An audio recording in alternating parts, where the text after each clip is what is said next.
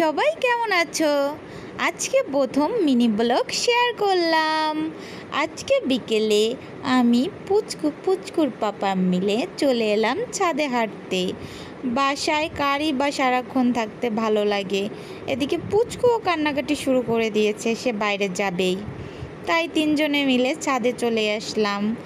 এই তো আমার মাটা হাঁটতে শিখেছে, তার পাপার হাত ধরে ছোট ছোট পা দিয়ে হাঁটতেছে। কি সুন্দরই না লাগতেছে। আর আমি ভিডিও করতেছি। অনেক হাঁটাহাঁটি করার পর কষ্ট হয়ে গেছে, তাই সে তার পাপার কোলে উঠে আকাশ দেখতেছে।